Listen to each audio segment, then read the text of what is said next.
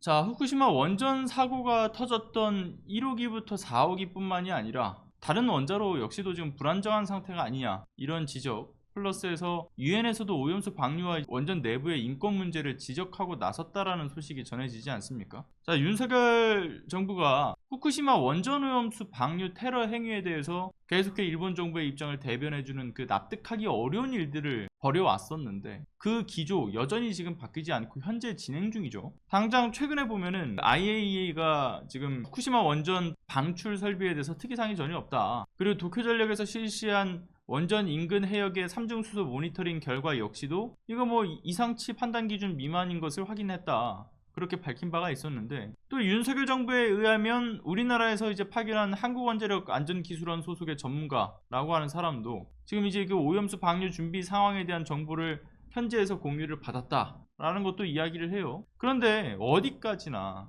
도쿄전력 그리고 IAEA의 평가 등만 확인하는 수준 아닙니까? 그러니까 검증다운 검증을 직접적으로 하면 모를까, 이러면 도대체 왜 현지의 전문가를 파견해 놨는가, 이런 생각이 들지 않을 수가 없죠. 현장에서 직접 검증하고 문제 여부를 확인해야 점검인 것인데 그냥 이거 보여주기식 아니냐 라는 겁니다. 그리고 도쿄전력과 IAEA가 써준 그 정보값 그대로를 최근 19일에 국무조정실에서 브리핑을 열어서는 그대로 또 읊고 있으니까 정말 개탄스럽죠. 그리고 또 어디 그뿐입니까? 해양수산부에서는 지금 국내 생산 단계 수산물 시료를 확보를 해서 확인을 했다, 근데 모두 적합 판정이더라. 일본산 수입 수산물 역시도 이걸 확인해 봤더니만 안전기준치 이상의 방사능이 검출된 것은 없었다. 해수욕장들도 다 쭉 살펴봤는데 모두 안전한 수준이다. 그리고 남중해역 뭐 9개 지점, 제주해역 12개 지점, 원근해 16개 지점 다 봤는데 이 해양 방사능에 대해서 긴급조사 해봤지만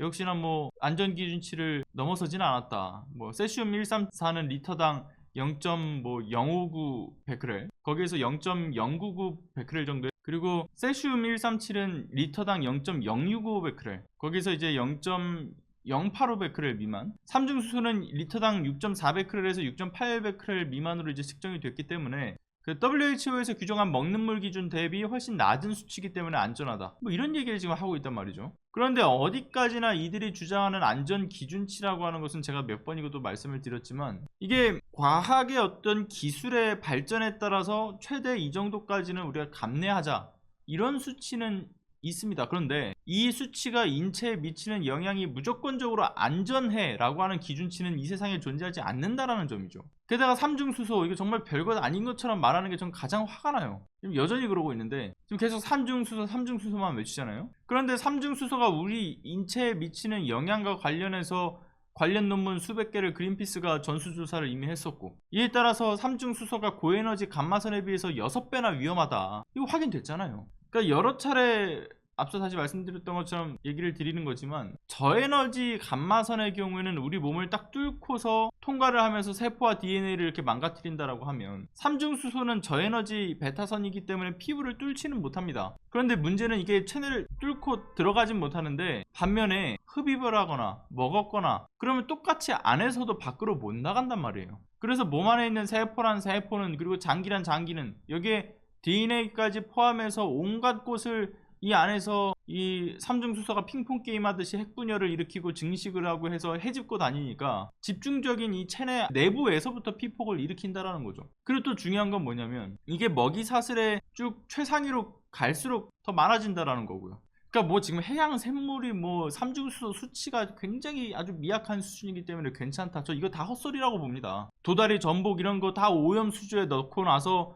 자 봐라 살아있으니까 되지 않느냐, 그리고 그렇게 담가놓고 키웠던 것을 꺼내서 보니까 자 봐라 피폭 수치도 지금 적으니까 안전하지 않냐, 이게 일본 정부와 이런 어떤 받아쓰는 윤석열 정부의 공통된 입장인데, 앞서 말씀드린 것처럼 핵분열과 증식을 하니까 최하위 개체에서는 굉장히 적은 수치의 삼중수소 피폭이라고 해도 그 다음 포식자에게 가면 거기서 또 더 증식하고 그 다음 포식자에게 가면 또 증식하고 그 피폭 수치가 플러스 알파 된다라는 위험성은 지금 전혀 언급을 하지 않고 있어요. 그러니까 결국에는 이 아주 작은 수치로 시작을 했지만 우리 몸에 이제 도달하게 됐을 때는 폭발적으로 늘어나고, 그게 또 여러 세대 후손까지 축적이 돼서 유전자 변형까지 끌고 오는 것인 만큼 먹어도 안전하다, 이거 지금 통하지 않는 이야기죠. 당장 그 DDT라고 해서 지금은 금지된 모기 살충제가 금지된 이유가 이거랑 같지 않습니까? 결국은 모기만 박멸을 하려고 이렇게 뿌려댔는데 사용하고 보니까 상위 포식자인 조류와 맹금류 개체수 감소로 이어졌던 거고, 최상위로 갈수록 농도가 짙어진 여파가 이렇게 미친 겁니다. 다시 한번 강조하지만 삼중수소도 동일한, 아니 그보다 더한 위험성을 갖고 있다 라는 것을 말씀드리는 거고요. 그리고 이제 원전 사고 이후에 후쿠시마 원전의 안전도 지금 여전히 보장되지 않고 있는 문제가 남아 있습니다. 당장 지난 18일에 오전에 보면은 후쿠시마 원전 6호기에서 보내는 그 고압 주전원, 여기에 대한 전력 공급이 끊어졌지 않습니까?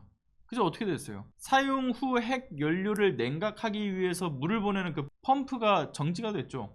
연기가 피어오르고. 근데 이렇게 정지된 시간이 10시간이나 지속되었다라는 것이고요. 2011년에 그 동일본 대지진 당시에 사고가 발생했던 것이 1호기부터 4호기까지인데 지금 그 옆에 6호기까지 지금 말썽을 부리고 있는 상황인 겁니다. 지금 도쿄전력이나 일본 정부 측에서는 그렇게 얘기를 해요. 화재도 사망자도 없었다. 그런데 지금 출입을 금지하고 지금 원인 조사를 하고 있는 중이라고 하니까 이게 정확한 사유가 확인이 아직 안 된 상황인 거고, 또 어떤 문제가 앞으로 더 발생하게 될지 이거는 예측이 불가능한 폭탄인 셈인 거죠. 그리고 또 이달 13일에도 이 일이 있었죠. 후쿠시마 원전 부지 안에서 이 방사성 계측 작업을 하던 남성이 사망을 했고, 이에 대해서 사인을 지금 도쿄전력이 숨기고 있지 않습니까? 앞으로도 계속 이런 일이 발생하지 않으리란 법이 없는 겁니다. 무엇보다 특히나 일본의 경우에 어떻습니까? 그 특수성이 좀 있죠.